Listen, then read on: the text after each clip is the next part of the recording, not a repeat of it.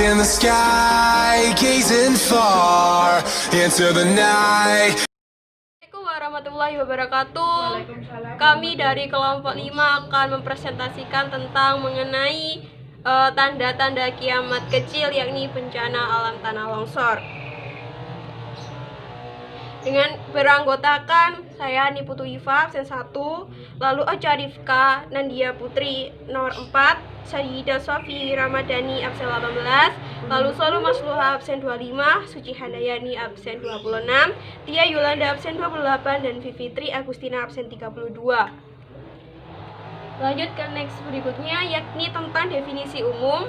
Pengertian iman kepada hari akhir. Apa yang dimaksud dengan iman kepada hari akhir adalah mempercayai serta meyakini bahwa seluruh alam semesta beserta segala isinya pada suatu saat nanti akan mengalami kehancuran, dan mengakui bahwa setelah kehidupan ini akan ada kehidupan yang kekal, yaitu akhirat. Nah, lalu pengertian dari hari akhir itu sendiri adalah kebinasaan atau kehancuran dunia dan isinya, atau peristiwa di mana alam semesta beserta isinya hancur, luluh, yang akan membunuh semua makhluk di dalamnya tanpa terkecuali. Lalu lanjutnya adalah definisi tentang kiamat. Nah, apa yang dimaksud dengan hari akhir? Hari akhir adalah janji Allah Subhanahu wa Ta'ala yang pasti datang sebagai awal dari pembalasan bagi semua perbuatan manusia yang baik dan buruk. Kiamat ini dijelaskan dalam salah satu surah tersendiri dalam kitab Al-Quran, Quran Surah Qiyamah, surat ke-75. Pada Quran Surah Qiyamah ayat 36-40, hari kiamat dijelaskan sebagai peristiwa mengembalikan manusia kepada Allah Subhanahu wa Ta'ala yang bersifat Maha Kuasa. Nah, yang artinya adalah, apakah manusia pengingkar kebangkitan ini menyangka akan dibiarkan begitu saja? Tidak diperintah dan tidak dilarang, tidak dihisab dan tidak dihukum. Bukankah manusia dulunya itu setetes air hina dari sperma yang dikeluarkan dan dimasukkan ke rahim? Kemudian ia menjadi segumpal darah yang beku. Lalu Allah menciptakan manusia ini dari dua jenis, laki-laki dan perempuan.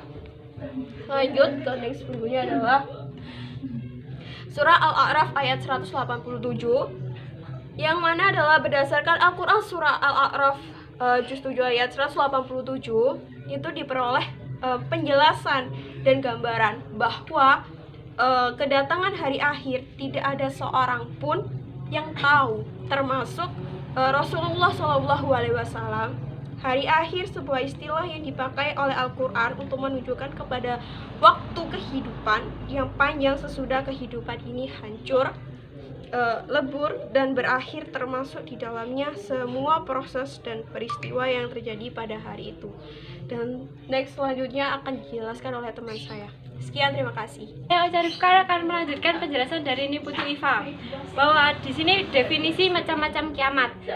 Kiamat terbagi menjadi dua, yaitu kiamat sugro dan kiamat kubro. Kiamat sugro adalah berakhirnya kehidupan sebagai makhluk hidup di dunia ini, baik itu secara individu maupun secara berkelompok. Semua makhluk hidup yang bernyawa di dunia ini akan mengalami kematian. Tak ada makhluk hidup yang bernyawa di dunia ini akan mengalami kematian.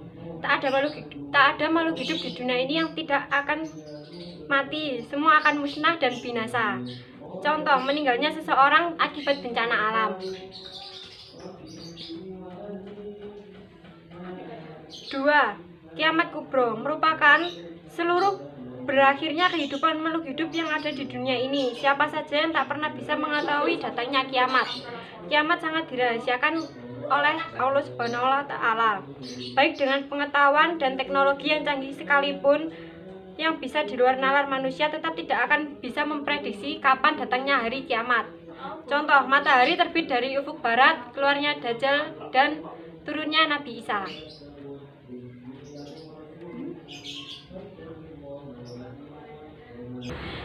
Dan di sini merupakan contoh dari bencana tanah longsor yang merupakan bagian dari kiamat sugro atau kiamat kecil. Tanah longsor adalah suatu peristiwa geologi yang terjadi karena pergerakan massa batuan atau tanah dengan berbagai tipe dan jenis seperti jatuhnya bebatuan, gumpalan besar tanah yang mengakibatkan jatuhnya tanah. Kenalkan, nama saya Sayyidah Sofi Ramadhani, nomor 18. Di sini saya akan melanjutkan presentasi dari teman saya, yaitu pengertian dari longsor.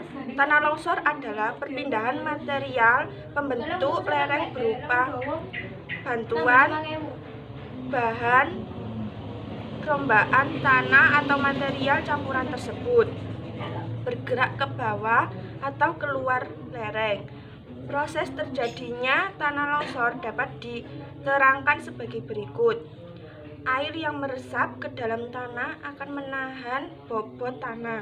Jika air tersebut menembus sampai tanah, kedap air yang berperan sebagai bidang gelincir, maka tanah menjadi licin dan tanah pelapukan di atasnya akan bergerak mengikuti lereng dan keluar lereng.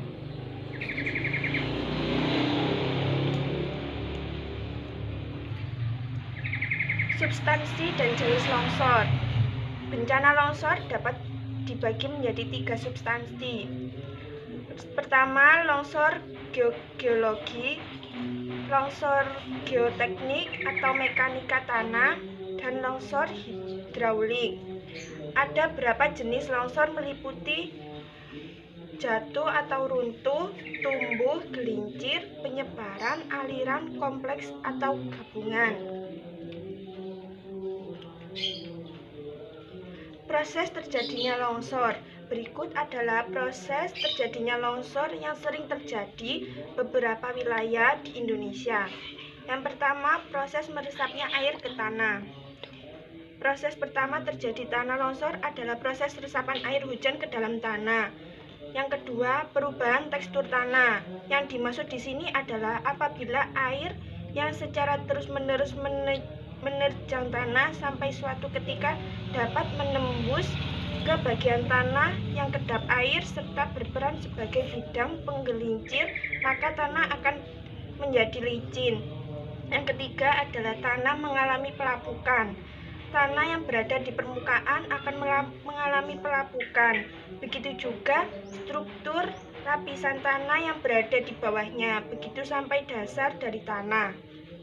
Saya Solma Sluha, nomor absen 25,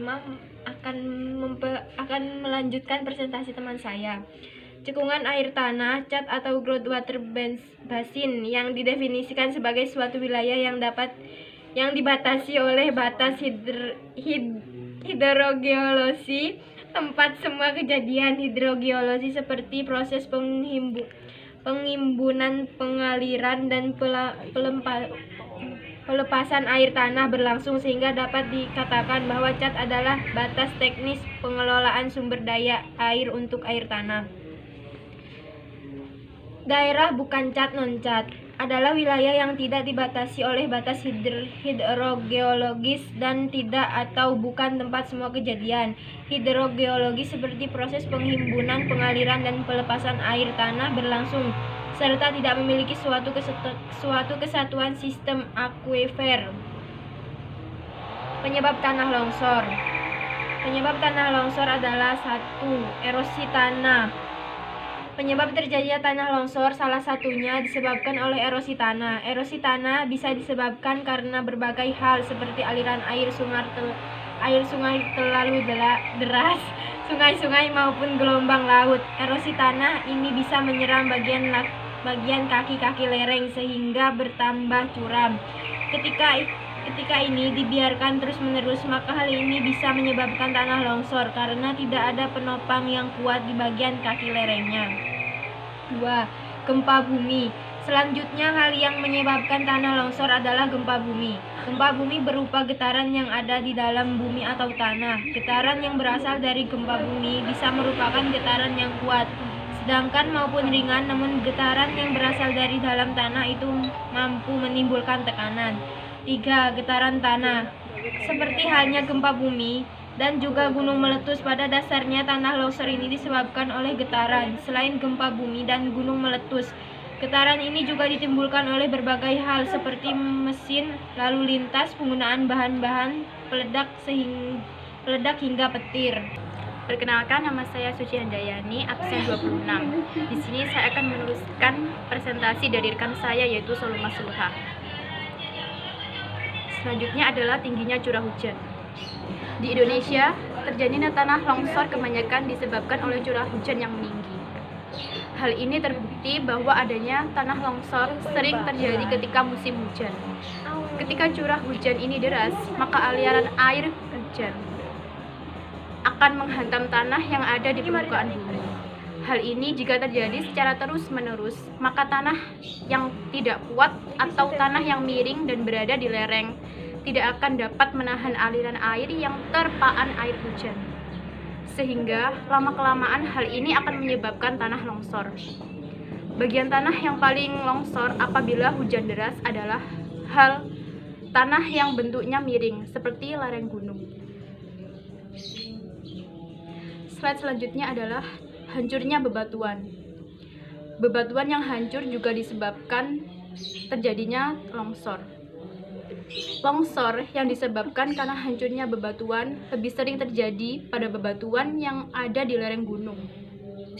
Jenis batuan yang sering longsor adalah jenis batuan sedimen kecil dan bebatuan endapan yang berasal dari gunung berapi. Selanjutnya adalah tumpukan sampah. Sampah akan bisa menjadi pemicu tanah longsor ketika sampah tersebut sudah menumpuk hingga menggunung. Hal ini apabila ditambah dengan hujan deras, maka dapat mengakibatkan longsornya gunungan sampah serta tanah yang telah melapuk di bawah sampah tersebut. Saya Yulanda, nomor absen 28, ingin melanjutkan presentasi dari teman saya, yaitu hutan gundul. Salah satu fungsi dari pepohonan adalah memperkuat struktur tanah. Akar pohon tidak hanya dapat menyimpan air namun juga dapat memperkuat struktur tanah. Apabila hutan yang banyak pohonnya ditebangi secara liar, maka hal ini menjadikan tanah lemah strukturnya sehingga ketika hujan lebat akan sangat mudah bagi tanah longsor tersebut. Berikutnya, bendungan susut. Tanah longsor juga dapat disebabkan karena susutnya bendungan. Turunnya permukaan tanah dan timbulnya retakan dapat diakibatkan oleh penyusutan muka air danau atau bendungan dengan cepat. Tanah itu memiliki kemiringan tertentu. Di atasnya ada tanah dan batu. Tapi jika tanahnya tidak ada pegangan, pohonan berakar akan longsor. Maka penguasa harus memikirkan tata bangunan ini. Bukan hanya rencana 5 tahunan, tapi jangka panjang. Maka perlu kita perjuangkan di jajaran eksekutif dan legislatif. Dan kita harus mempersiapkan generasi soleh yang peduli dengan hak lingkungannya. Selanjutnya, menanggulangi tanah longsor. Tidak membangun rumah persis di bawah lereng atau tebing. Cara mencegah tanah longsor yang pertama adalah dengan cara tidak membangun rumah di bawah tanah, lereng, tebing. Ini merupakan upaya pencegahan tanah longsor. Untuk menanggulangi jatuhnya korban jiwa dan kerugian material, tidak membangun rumah di area beresiko tertimbul longsor adalah jawabannya. Maka masyarakat perlu tahu bagaimana bahaya dan resiko membangun rumah di bawah lereng atau tebing. Yang kedua, jangan menebang pohon di lereng. Cara mencegah tanah longsor adalah cara menanggulanginya tanah longsor paling efektif. Yang kedua adalah dengan tidak menebang pohon di lereng. Saya Fitri Agustina akan melanjutkan presentasi dari teman saya. Cara menanggulangi tanah longsor dengan benteng atau beton. Cara mencegah tanah longsor selanjutnya adalah dengan membangun semacam benteng atau beton. Benteng atau beton dibuat untuk menutupi tebing atau lereng. Benteng atau beton ini bisa berupa bangunan dari semen yang menutupi tebing dan lereng tanah tersebut. Waspada apabila hujan deras turun terus-menerus. Cara mencegah tanah longsor berikutnya adalah selalu waspada ketika hujan deras turun. Apabila ketika memasuki musim hujan, saat hujan turun terus-menerus. Bangunan di atas bukit dapat memicu terjadinya longsor karena ada penekanan tanah yang dilakukan oleh bangunan tersebut. Mencegah tanah longsor dengan tidak membuat sawah di lereng. Sawah yang berada di pinggir lereng juga dapat memicu terjadinya tanah longsor. Hal ini karena tanah persawahan minim akan adanya pepohonan. Tanah di persawahan tersebut bertekstur gembur supaya mudah untuk ditanami. Akibatnya, faktor ini yang menjadi salah satu pemicu terjadinya tanah longsor.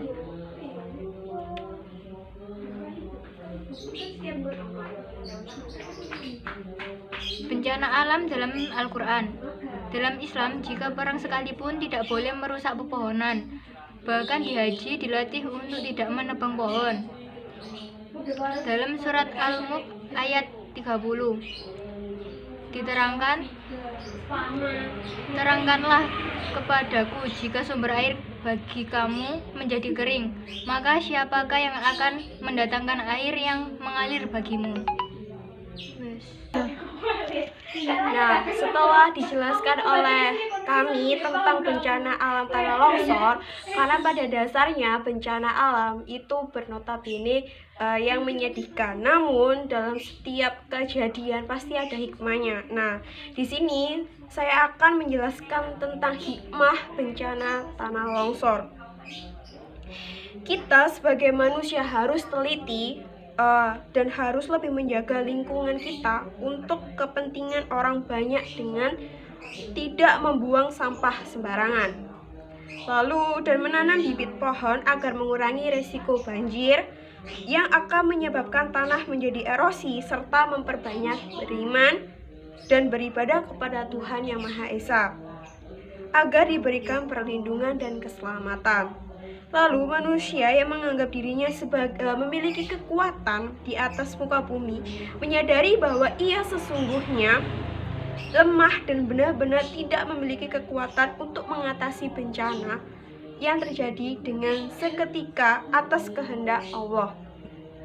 Manusia tidak dapat menolong dirinya sendiri ataupun orang lain. Tentu saja Allah lah yang Maha Kuasa. Nah, seperti yang dijelaskan dalam Quran surah Al-An'am juz 6 ayat 17, yakni jika Allah menimpakan suatu kemudaratan kepadamu, maka tidak ada yang menghilangkannya melainkan Dia sendiri. Dan jika Dia mendatangkan kebaikan kepadamu, maka Dia Maha menguasai atas segala sesuatu. Nah, itu tadi penjelasan atau presentasi kelompok 5 tentang bencana alam tanah longsor. Sekian yang dapat kami sampaikan. Bila ada perkataan atau perbuatan yang kurang berkenan, mohon dimaafkan. Dan akhir kata saya ucapkan terima kasih. Wassalamualaikum warahmatullahi wabarakatuh.